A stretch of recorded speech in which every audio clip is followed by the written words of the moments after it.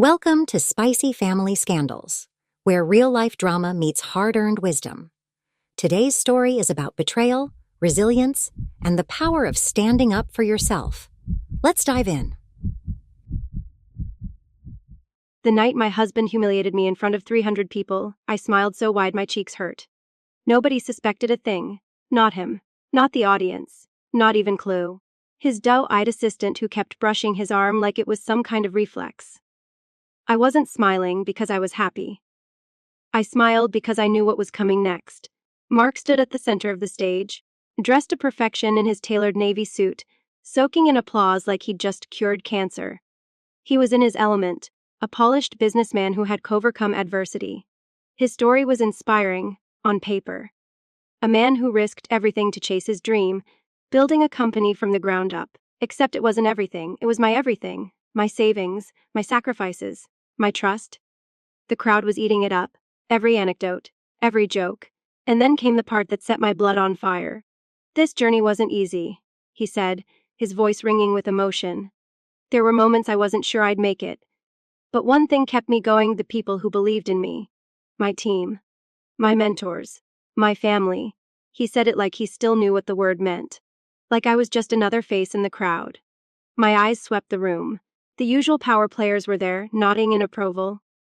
CEOs, investors, people who had likely never taken a real risk in their lives.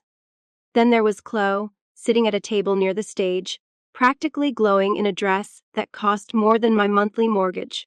Her laugh rang out a little too loud when Mark cracked a joke about starting from the bottom. What a coincidence. She hadn't been around when we were eating ramen and dodging eviction notices. When he wrapped up, the applause was thunderous. Mark stepped off the stage, shaking hands, kissing cheeks, and playing the humble hero. I watched him work the room, his smile calculated, his charm weaponized. He was brilliant at this, pretending to be the man everyone wanted him to be. But I wasn't everyone.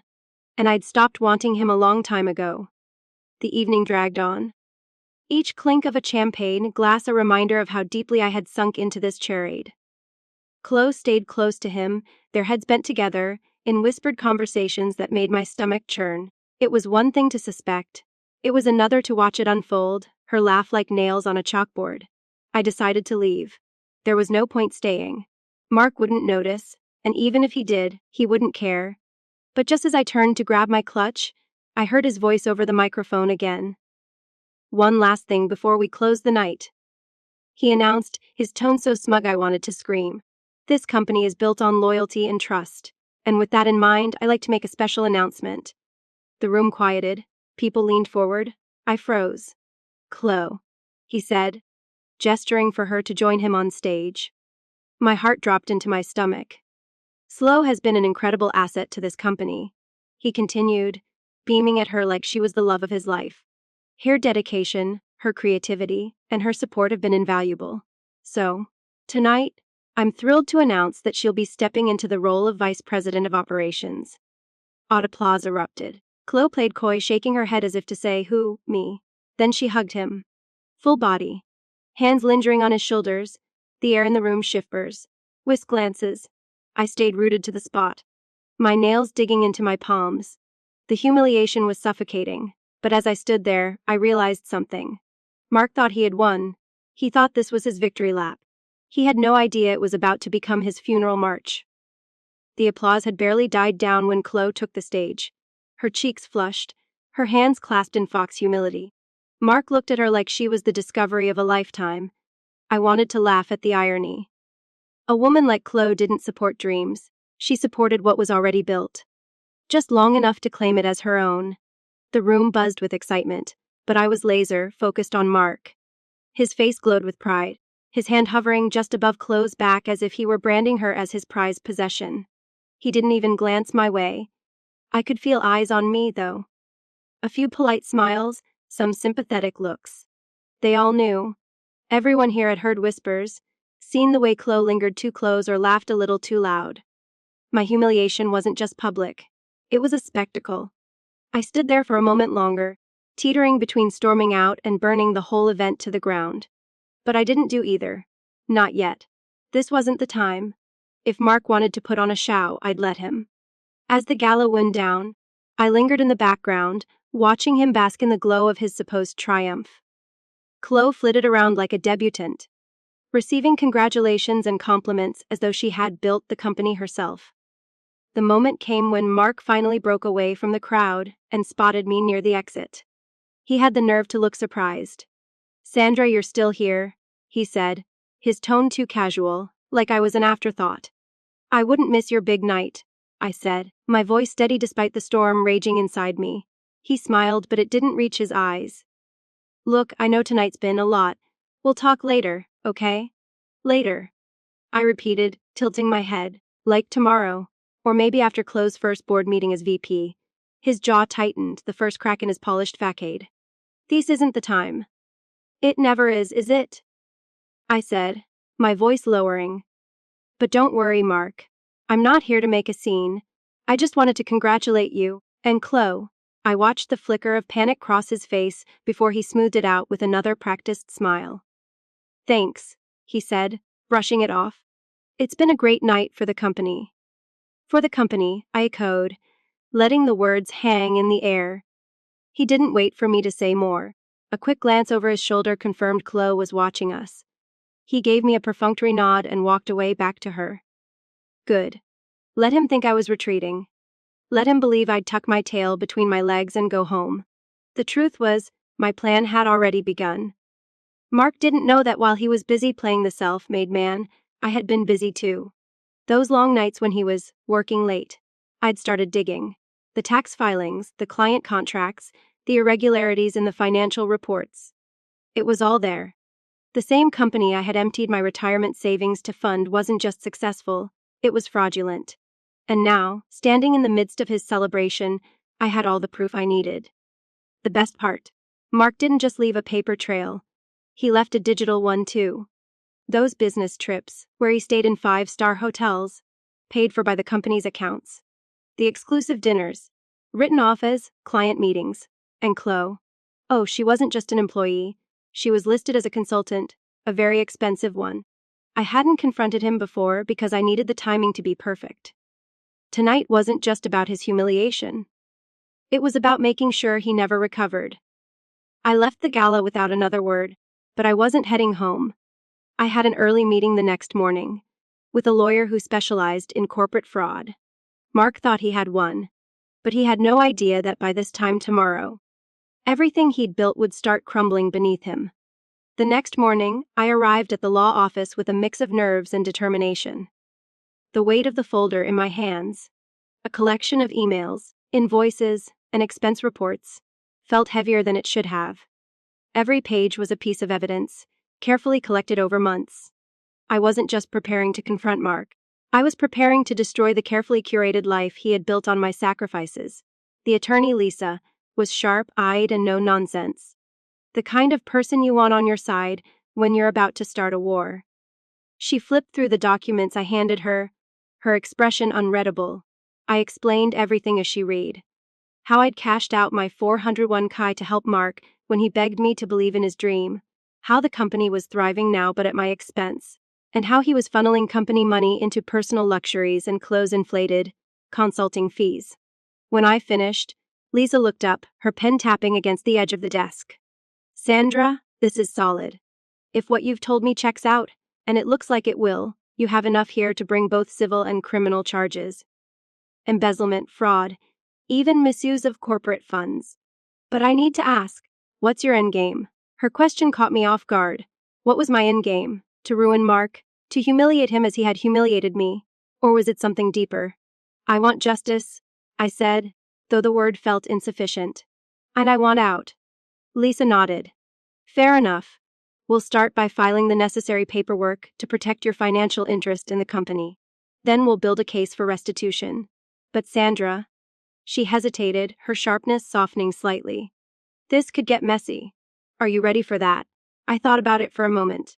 The embarrassment of the gala, the months of sleepless nights wondering if I was crazy to suspect Mark, the gut-wrenching realization that the man I loved saw me as nothing more than a stepping stone. I met Lisa's gaze. "I've been living in a mess. It's time to clean it up." By the time I left her office, I had a plan in motion. Lisa would file a legal hold on Mark's assets, which would prevent him from liquidating anything significant while we pursued the case. She'd also initiate an internal audit of the company, which would require Mark to disclose his financial records, or risk raising suspicions with his investors. But that was only part of the plan. The other part was more personal. That evening, I returned home to find Mark in his office, typing furiously at his computer. He barely glanced up when I entered. "Busy day?" I asked casually, leaning against the doorway. "Always," he said, not looking up.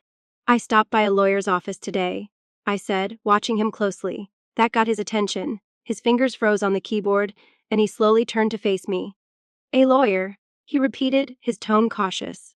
"Wes," I said, stepping into the room. "I wanted to make sure my investments were properly protected. You know, the ones I made in your company." His eyes narrowed, the first flicker of unease crossing his face. "Sandra, what are you talking about? Everything's fine." "Is it?" I asked, letting the words hang in the air. "Because from where I'm standing, it looks like you've been using company funds for personal expenses and close consulting fees. Let's just say they raise a lot of questions." Mark's face drained of color. "You don't know what you're talking about," he said, his voice tight. "Don't I?" I pulled a copy of one of the invoices from my bag and placed it on the desk in front of him. It was for a strategic retreat at a luxury resort, signed off by him and billed to the company. He stared at the paper, his jaw clenching. "You've been spying on me?" "Spying?" I repeated, laughing bitterly. "No, Mark, I've been protecting myself. Something you should have been doing instead of flaunting Chloe at every opportunity." He shot up from his chair, his face a mix of anger and desperation. "You don't understand how this works. I needed to keep the investors happy, to make it look like we were stable. And that required sleeping with your assistant." I shot back. The silence that followed was deafening. His eyes darted away, and that was all the confirmation I needed. I didn't wait for an explanation. I turned on my heel and walked out of the room, his protests fading into the background. I wasn't angry anymore. I was focused. Mark had no idea the legal storm that was about to hit him, and he never would. Until it was too late. The days that followed were a carefully orchestrated game of chess. Mark continued with business as usual, blissfully unaware that his empire was teetering on the edge of collapse. He spent long hours at the office. Or at least that's what he told me. And I let him. The less he suspected, the better. Meanwhile, Lisa worked quickly.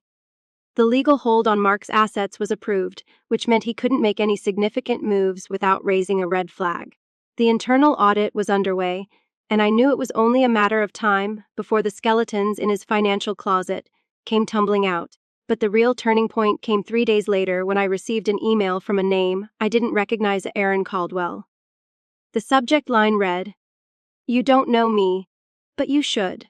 I hesitated for a moment before opening it. The message was brief but explosive. "Sandra, Mark has been lying to you for years. He's not just defrauding his company, he's defrauding you. I have proof. Meet me at Cafe Delano tomorrow at 2 p.m. if you want to know the truth." Aaron, I stared at the email, my heart racing. Who was Aaron Caldwell? And how did he know about Mark? My gut told me it was a risk, but I couldn't ignore it. If there was even a chance that Aaron had information I could use, I needed to find out. The next afternoon, I arrived at Cafe Delano, my nerves jangling. It was a small, unassuming place. Nothing like the high-end spots Mark preferred for his business meetings. I scanned the room and spotted a man sitting at a corner table, his expression serious. He was in his late 40s, with a weathered face that spoke of hard years and hard lessons. "You're Sandra," he said as I approached. "And you're Aaron," I replied, taking the seat across from him. "What do you know about my husband?" Aaron leaned forward, his voice low. "More than he'd want me to. I worked for Mark for 8 years. Back when the company was just getting started, I helped him secure his first investors. I believed in him, until he screwed me over." "What do you mean?" I asked, gripping my coffee cup tightly. Aaron's jaw tightened. "Mark promised me equity in the company, a stake in the future we were building together. But when the money started rolling in, he rewrote the contracts and cut me out. Claimed it was an oversight. I couldn't afford a legal battle, so I walked away. But I've been watching him ever since. His words hit me like a punch to the gut. I thought I'd known the depths of Mark's deceit, but this was something else. "Why are you telling me this now?" I asked. Aaron slid a folder across the table. "Because he's doing the same thing to you. That business you invested your 401k in, he shifted the ownership structure 2 years ago. Legally, your stake in the company is gone. He's cut you out, Sandra, just like he did to me." I opened the folder with shaking hands. Inside were documents that confirmed everything Aaron had said, amendments to the company's bylaws, financial statements showing the reallocation of shares, and worst of all, a signed agreement from Mark transferring full ownership of the company to himself. My throat tightened, and for a moment, I couldn't speak. "How did you get these?" Aaron shrugged. "Let's just say Mark isn't as careful as he thinks. He left a trail, and I've been following it for years. When I heard about the gala, I knew it was time to act." I closed the folder, my mind racing.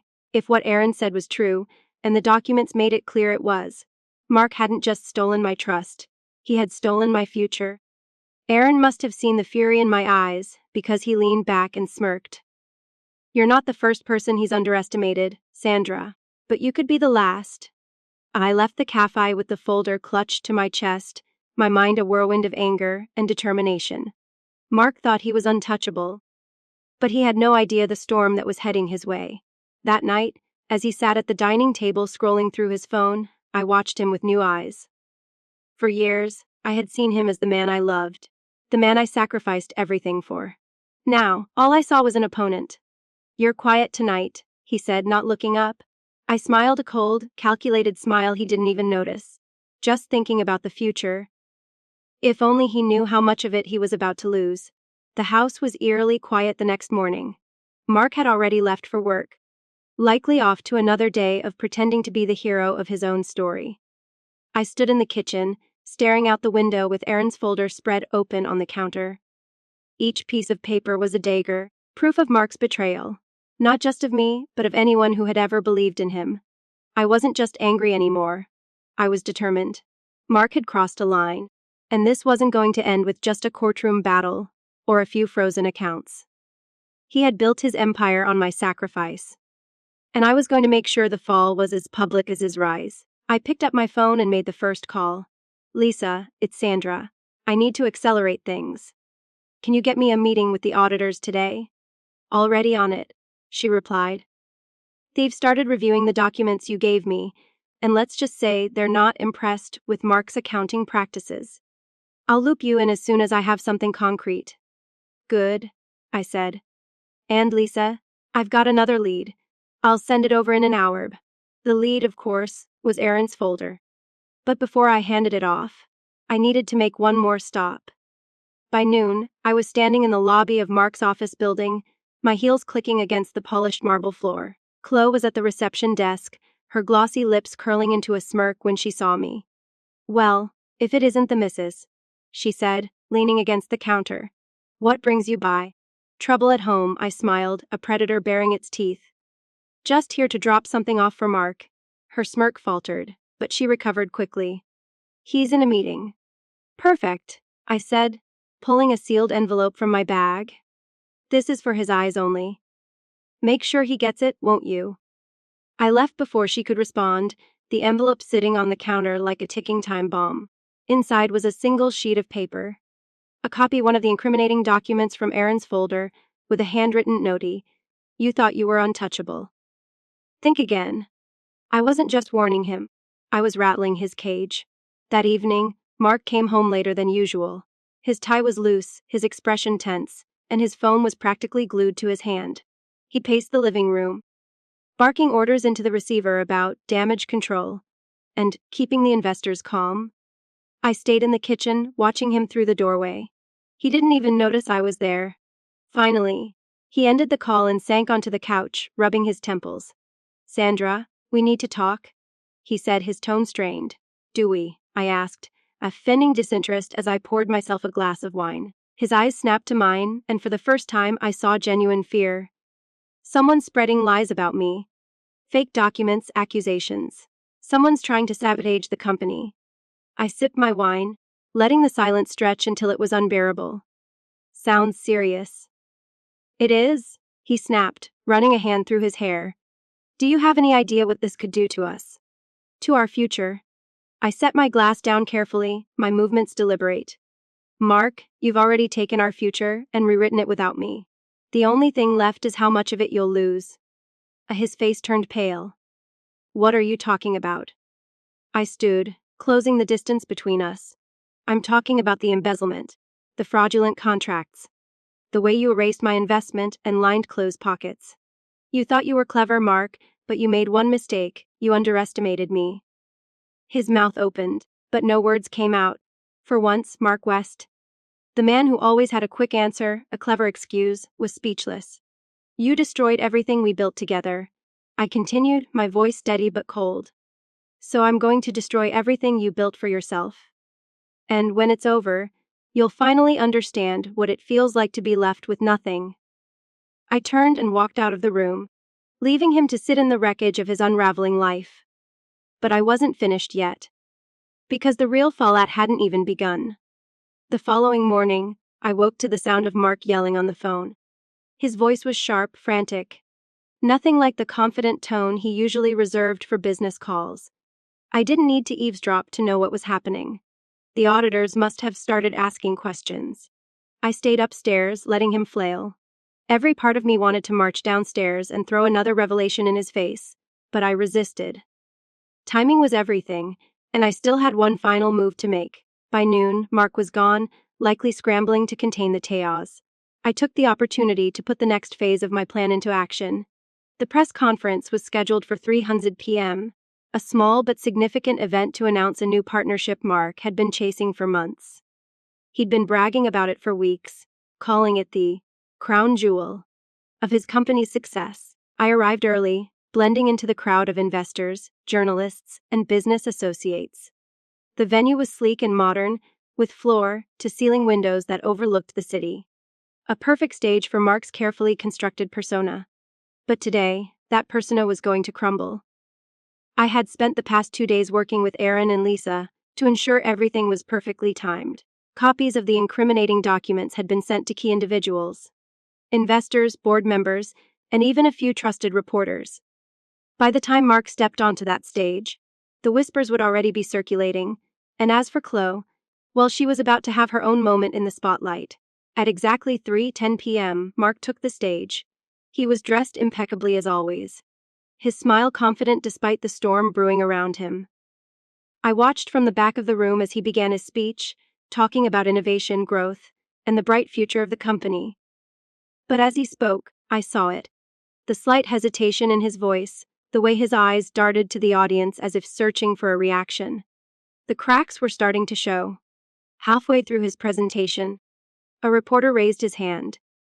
Mr. West, he began, his voice carrying through the room. Can you address the recent allegations of financial misconduct within your company? The room went silent. Mark froze, his confident smile faltering for a split second before he recovered. I'm not aware of any credible allegations, he said smoothly. Our financial practices are fully transparent and in compliance with all regulations. Before the reporter could press further, another hand shot up. What about the claim that your wife's investment was erased from the company's records? Is it true that you shifted ownership to yourself without her knowledge? This time, the color drained from Mark's face. He opened his mouth, but no words came out. The room erupted into a flurry of murmurs and whispers. Mark stammered, trying to regain control, but the questions kept coming. Can you explain the invoices for personal expenses billed to the company? What role does Chloe have in the financial structure? Reports suggest her consulting fees are unusually high for her position. At the mention of Chloe's name, Mark's head snapped toward the back of the room, where she stood frozen, her face pale. I stepped forward then, my heels clicking against the polished floor, and the room fell silent. All eyes were on me as I approached the stage, my heart pounding but my expression calm. Mark, I said, my voice carrying across the room, I think it's time you told the truth. Or would you prefer I do it for you? The silence was deafening. Mark stared at me, his face a mixture of shock and fury. You planned this, he hissed under his breath. I smiled a small, triumphant smile. Of course I did, and with that, I turned to the crowd. Ladies and gentlemen, I apologize for the disruption, but I believe transparency is crucial, especially in business. So allow me to share a few details about the man you've all trusted with your investments. The rest was a blur. The reporters were relentless, the audience was buzzing, and Mark was visibly unraveling. He tried to interrupt, to deny, to spin the narrative, but it was too late. The evidence spoke louder than his excuses. By the time the press conference ended, Mark was a man defeated. Chloe had disappeared, likely realizing her golden ticket was now worthless. And I walked out of that room with my head held high, knowing I had just delivered the final, ruthless surprise he never saw coming. But this wasn't just about revenge. It was about reclaiming my power, my dignity, and my future. Mark had taken everything from me. Now I was taking it all back. After the press conference, the fallout began immediately. News outlets picked up the story within hours, their headlines damning. Corporate scandal, fraud allegations rock rising tech star, and CEO Mark West accused of embezzlement, wife speaks out. It was chaos. Investors demanded emergency meetings, employees were reportedly fleeing in droves, and the company's stock took a nosedive. Mark tried to do damage control, issuing a half-hearted statement about misunderstandings and a coordinated smear campaign, but it was like trying to put out a wildfire with a garden hose. I stayed quiet for the next few days, letting the public unravel the story while I worked behind the scenes. Aaron and Lisa had been invaluable allies, but now it was time to escalate things further. 4 days later, I arrived at the courthouse to finalize my legal actions against Mark. I wasn't just suing for restitution. I was filing for divorce. It was a step I should have taken long ago, but now I was ready. The courtroom was stark and quiet, a far cry from the glamorous events where Mark had once paraded his success. He arrived late, looking disheveled for the first time in years. His tailored suit couldn't hide the cracks. Dark circles under his eyes, a twitch in his jaw. "You've made your point," he said bitterly as we waited for the proceedings to begin. "Have I?" I replied, keeping my voice calm. "Because I don't think you've learned your lesson yet." He leaned closer, his voice dropping to a venomous whisper. "Do you really want to do this, Sandra, destroy everything we built?" I met his gaze, unflinching. "You destroyed it the moment you chose greed over loyalty. I'm just finishing the job." His lips pressed into a thin line, but he didn't argue. He knew he couldn't. The legal process moved swiftly, thanks to the overwhelming evidence.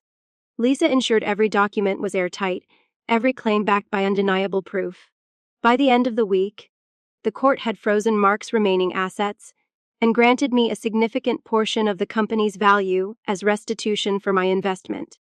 But the most satisfying part wasn't the money. It was the court order requiring Mark to step down as CEO. Watching him hear that verdict, his face twisting in rage and disbelief, was the closest thing to closure I'd felt in years. Still, there was one loose end I needed to tie up.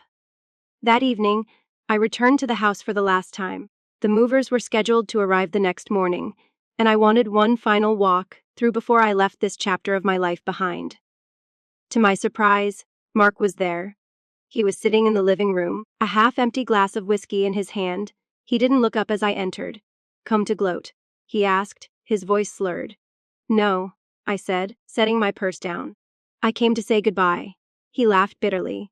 "Goodbye? After everything you've done, you think you can just walk away?" I stepped closer, my voice firm. "Yes, Mark, I can. Because unlike you, I still have a future worth walking toward." He looked up then, his eyes bloodshot but defiant. "You think you've won, Sandra. You think you're better than me. You're just as ruthless as I am." I smiled, a genuine smile this time. "Maybe, but the difference is I don't regret it." Without another word, I turned and walked out, leaving him alone in the empty house. As I stepped into the cool night air, I felt a sense of peace I hadn't known in years. This wasn't just the end of my marriage or the downfall of Mark's empire. It was the beginning of something new, something I could build for myself. Mark had underestimated me, just like he'd underestimated everyone else. And now, he was paying the price. I drove away without looking back, knowing the final, ruthless surprise was the one thing he never saw coming: my freedom. The days following my departure were surreal. I had spent years tethered to Mark's ambitions, and now, for the first time, I was untethered. But freedom didn't feel like triumph just yet. There was one final piece of the puzzle I needed to resolve. A lingering shadow I couldn't leave behind. Aaron had hinted at something deeper during our last meeting. He'd implied that Mark's wrongdoings extended beyond what we'd uncovered so far, and I couldn't shake the feeling he was right. If there was more, I needed to know. Not for revenge, but for closure, for the assurance that this chapter of my life was truly over.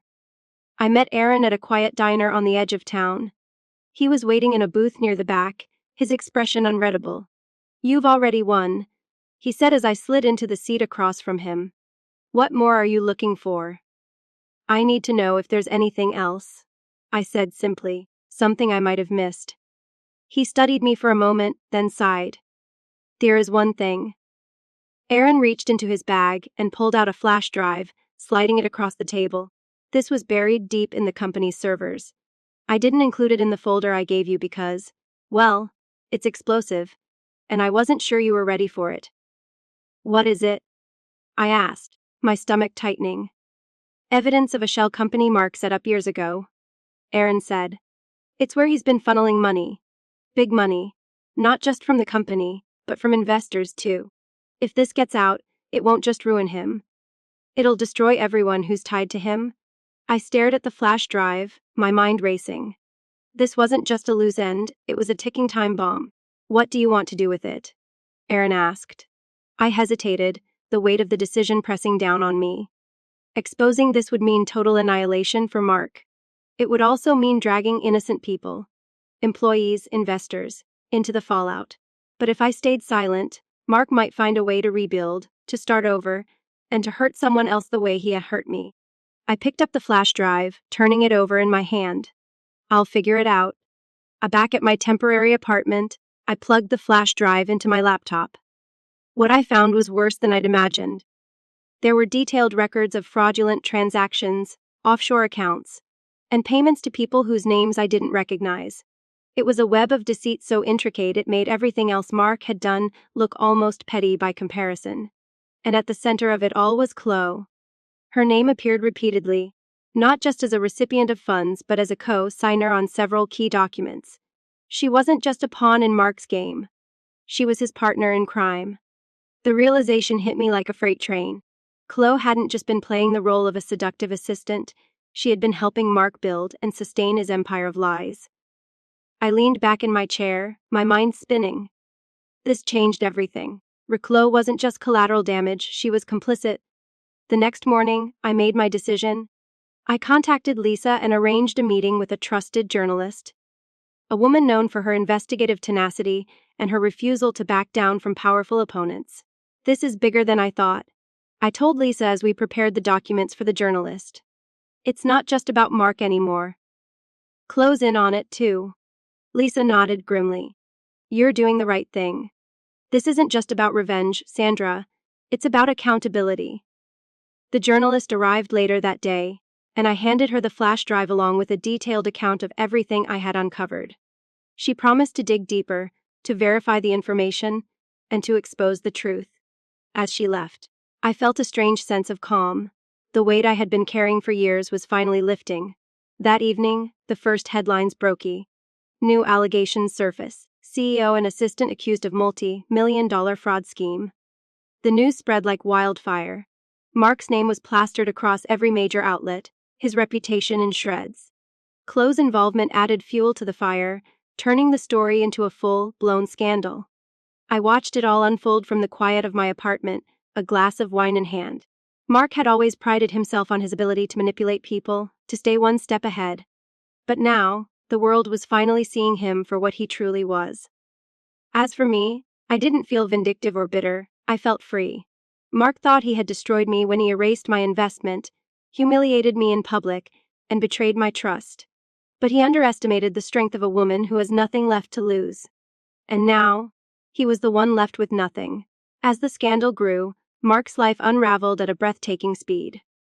Within 48 hours of the story breaking, the board of directors held an emergency meeting. The verdict was unanimous: Mark was out, effective immediately.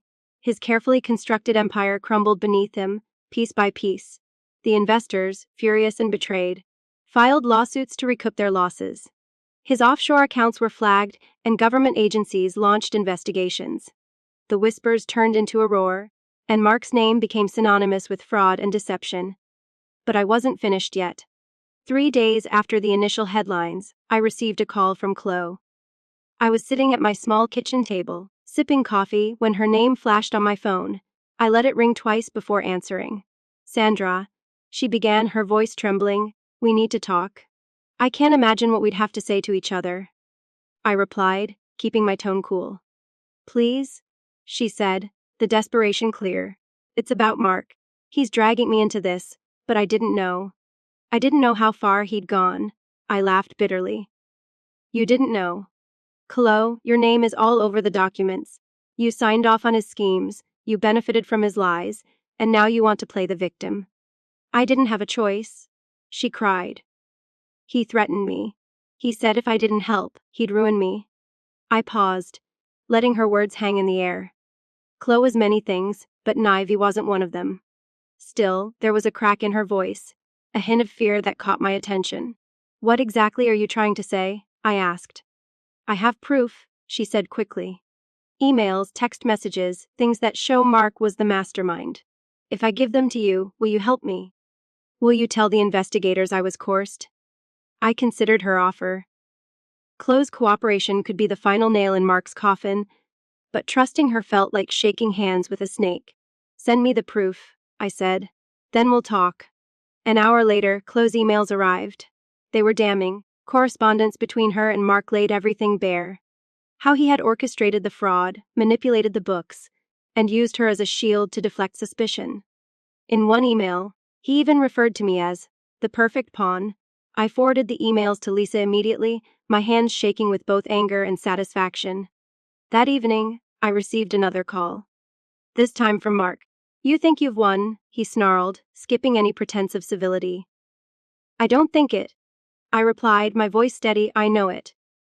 "You have no idea what you've done," he growled. "Dragging Chloe into this, exposing me. You've ruined everything." "No, Mark," I said, leaning back in my chair. "You ruined everything the moment you decided to put your greed above everyone else. You betrayed me, your investors, and even the people who trusted you. This is all on you." His silence was filled with rage, but I didn't give him a chance to respond. "I suggest you start preparing for what's coming," I said, "because the worst is yet to come." And then I hung up. The next day, federal agents arrived at Mark's office and home with search warrants in hand. Chloe's cooperation had expedited the process, and the additional evidence sealed his fate. Mark was arrested that evening, his face plastered across every news outlet. I watched the coverage with a mix of emotions: relief, vindication, and a strange sense of finality. This was the end of a long, painful chapter. For years, Mark had taken everything from me: my savings, my trust, my dignity. But now, I had taken everything from him, and for the first time in years, I felt truly free. The weeks that followed Mark's arrest were a blur of interviews, legal filings, and headlines. Chloe cut a deal with the investigators, trading her cooperation for a reduced sentence. Mark wasn't so lucky. The evidence was overwhelming, and the courts moved swiftly. He was convicted of fraud, embezzlement, and tax evasion, facing years behind bars. The company was dismantled, its assets sold off to repay the defrauded investors. It was poetic justice. Mark had spent his life building an empire on lies, and now it was gone, piece by piece. As for me, I moved into a new chapter of my life. The settlement I received covered my losses and then some, but the money wasn't what mattered. It was the principle. For years, I'd been told to sacrifice, to give, to endure, and I'd done all of it for a man who saw me as expendable. Taking him down wasn't just about justice. It was about reclaiming my voice, my power, and my future. One afternoon, as I packed the last box in my apartment, I found an old photo of Mark and me from our early days. We were smiling, arms wrapped around each other, oblivious to the cracks that would later destroy us. For a moment, I felt a pang of sadness. Not for him, but for the woman I had been. I had loved him deeply, and he had betrayed that love in ways I never imagined possible. But as painful as it was, I didn't regret what had happened. It had forced me to confront truths I'd been avoiding for years. That I'd spent too much of my life diminishing myself for someone else's benefit, and that it was never too late to start over. A few months later, I started a nonprofit focused on financial literacy for women. It was born out of my own experience, a way to ensure other women didn't have to learn the hard way as I had. Teaching workshops, mentoring others. It became my way of turning pain into purpose. At one of the workshops, a woman approached me after the session. She was in her late 40s, with kind eyes but a worn expression. "Your story," she said quietly. "It reminded me of my own. I've been so afraid to leave my husband because I don't know how to stand on my own. But listening to you, I realized, maybe I can." Her words stayed with me long after she walked away. They were a reminder that even in the darkest moments, there's power in choosing yourself. Mark's downfall taught me a lesson I'd carry for the rest of my life. No one is coming to save you, and that's okay. Because you don't need saving, you need strength, resilience, and the courage to demand better for yourself. For years, I had believed that supporting Mark's dreams was my duty, that my sacrifices were proof of my love. But I learned that love without respect isn't love at all. It's servitude. I wasn't just rebuilding my life. I was redefining it, on my terms. And as I stood in my new office, surrounded by the buzz of women helping other women, I realized something: the best revenge isn't destruction, it's reinvention. Mark thought he'd broken me. Instead, he set me free.